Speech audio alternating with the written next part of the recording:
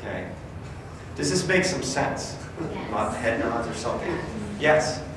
Do you think that all of the ones with, like, the emotional, social, intellectual, and spiritual all need to be, like, about the same before you get married? Or, like, Yeah. what are the levels? Great question.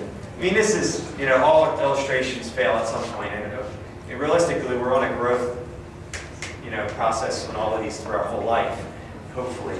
But yeah, I mean, what I'm thinking is, if in the dating, let's say sex is toned down here, then the emotional, social, intellectual, spiritual are the only things you have to work on. I mean, those are the only options. So my thought is, building these is like building a great friendship. You're getting to know, like Brendan said, who is she here, who is she here? And if you can't connect with somebody just for who they are, believe me, good sex isn't going to hold a bad relationship together for the long run. It might for a little while, but it's not going to last in a marriage. You have to be best friends with that person. And well, I think this gets in the way of finding out, is this a best friend? It prolongs the process. First of all, if somebody is not willing to be with you and not have sex with you, I've got to wonder how much they really do care and love you, or how much it's about them and their immediate gratification. That question might get answered here.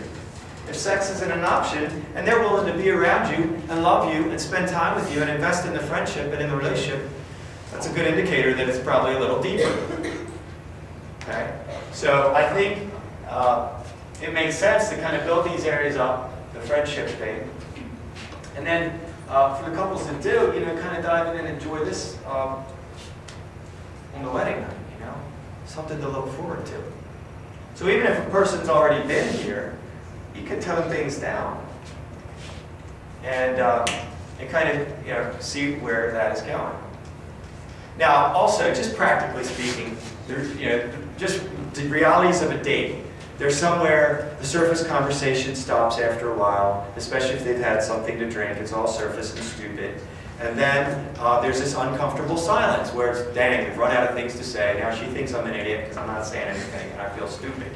And she's wondering, does he think I'm beautiful and lovely or not? Because he's not saying anything and I don't know what he's thinking because he doesn't talk. And so they're alone somewhere and all this stuff's going on. All these insecurities coming to the surface. They've run out of things to say. And guess what? If the option is, let's take our clothes off and we'll have sex.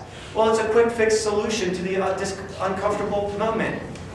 Right away, he feels like, yep, she thinks I'm the man because she let me in. And she's thinking, yeah, I can tell he thinks I'm beautiful by his physical response here. And also we get to have this friction, which is really fun and feels good. And then we'll feel real warm and wonderful afterwards, like we're so much in love. It's like, no, you stopped finding how much you really are in love and how much you know that person. You found out when the silence was interrupted by sex. You've got to find out what's behind the silence. You have this relationship, the stuff's going on. What's behind that silence? You're all surface talk. What's in that heart and mind and soul of yours? What do you believe spiritually? If you can't ask that question to each other and talk about that stuff and be real, you don't care. You don't really know each other. You know what I'm saying? That's real stuff of life. And all these marriages blown apart for irreconcilable differences. Well, I can tell you, they didn't build them like this. They should have known the person before they married them. But they were having good sex. And so, now one other quick thought, and this has to do with trust, and I kind of just touched on it with the Brendan example. Brendan, like I said, different colleges, 4 years dating, total trust in one another. I took my daughter to college one of my daughters a few years back, and the college counselor said, oh, we see the freshmen come in, it's so cute, they've got their little sweetheart picture, and they kiss it and put it on the nightstand, and a few weeks later, it's on this shelf across the room. And then a few weeks after that, it's in a drawer under some junk, and at the end of the semester, they're trashing it with all the other garbage they don't want anymore. And my thought of that at the time was, dang, that is sad, because some of those high school relationships maybe were pretty good. And also my daughter was dating this guy named Bryce, and I really liked the kid, and I was like, Becca, I hope you don't trash Bryce because you're in college now. What's up? What are you thinking? And yet so many of those relationships, I'm convinced, and people have told me this, the reason they blow apart is they have no trust. Why do they have no trust? Well, think about it. If their dating time together is characterized by two people mutually being out of control sexually, immediate gratification mode here, gotta have some right now. Okay, she sees him in that mode, and now they're going away to different colleges. And she's thinking, I know how he is around me. And when he goes to college, there's going to be all these parties and all these girls, and they're going to be really easy. And can I trust him to behave when I'm not there? No. And he's thinking the same thing. Dang, she always wants it when I'm with her, and now all these jerks up there at Penn State or whatever we had on her, the idiots. And can I trust her to behave when I'm not around? I mean, 2 beers and she's out of control, and you know. So they say no. And here's the thought. It doesn't even have to be a conscious thought, but this is what happens to that relationship. They say, oh, it's time to move on because, you know, we have to grow up and go to college. That's BS. The reason they're moving on is because probably the deepest human pain is the pain of betrayal and rejection of love.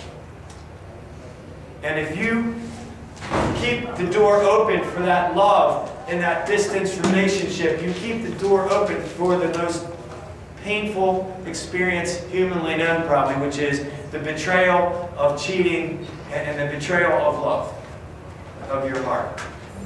And so a lot of people say, the lesser pain is to break up now. Maybe we get back together. Time to go party.